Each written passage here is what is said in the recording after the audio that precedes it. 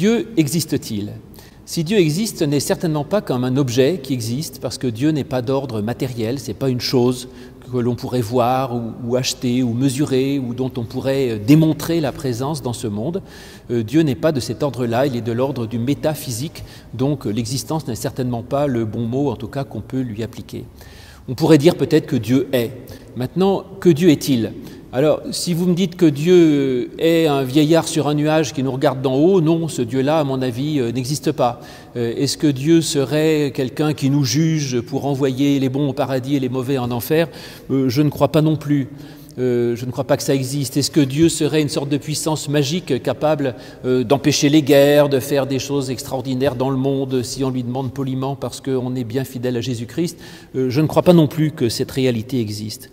Et donc, avant de savoir si Dieu existe ou pas, il faut plutôt essayer de savoir ce que l'on entend par là.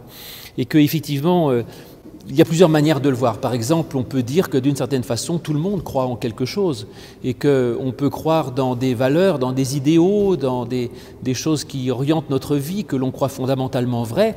Et en ce sens, quand l'apôtre Jean dit que Dieu est amour, on peut inverser la proposition et dire, eh bien, l'amour, c'est Dieu. Donc moi, je crois dans l'amour, je crois dans la paix, je crois dans le pardon, je crois dans le service, je crois dans l'humilité et dans la grâce. Eh bien ça, c'est le Dieu dans lequel je crois.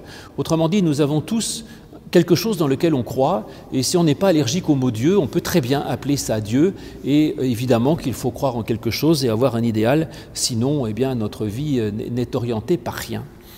Après, la question, évidemment, c'est de savoir si Dieu serait seulement un idéal philosophique, dont l'existence est indéniable, ou s'il y aurait en Dieu une puissance capable d'agir dans le monde. En fait, c'est peut-être ça l'enjeu.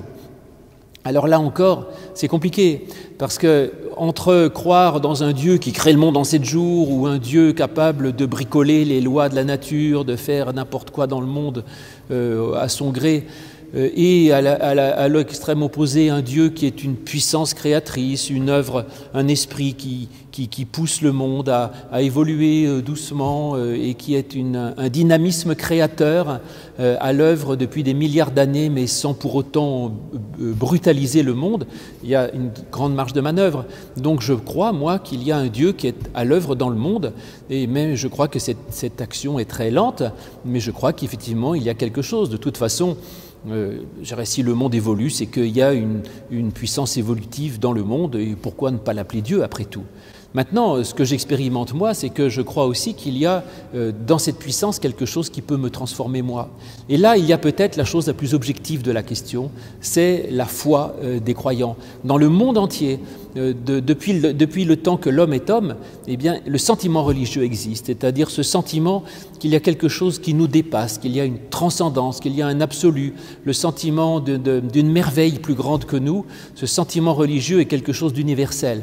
Et maintenant, certains n'ont peut-être pas ce sentiment, mais le fait que les gens n'aient pas le sentiment de quelque chose ne veut pas dire que cette chose ne soit rien.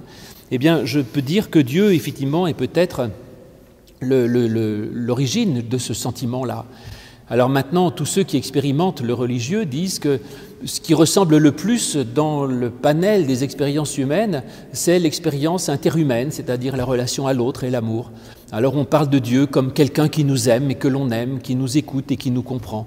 Certainement, c'est là un discours très symbolique et anthropomorphique, autrement dit.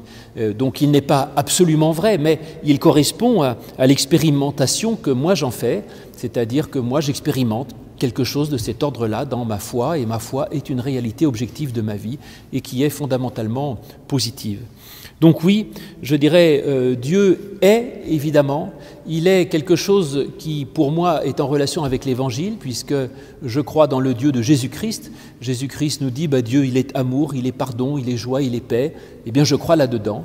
Et je crois aussi qu'il y a là-dedans une puissance d'amour qui peut me transformer, et que, en tout cas, moi, je crois en Dieu qui est, et ce que je mets dans Dieu, ce ne sont que des bonnes choses.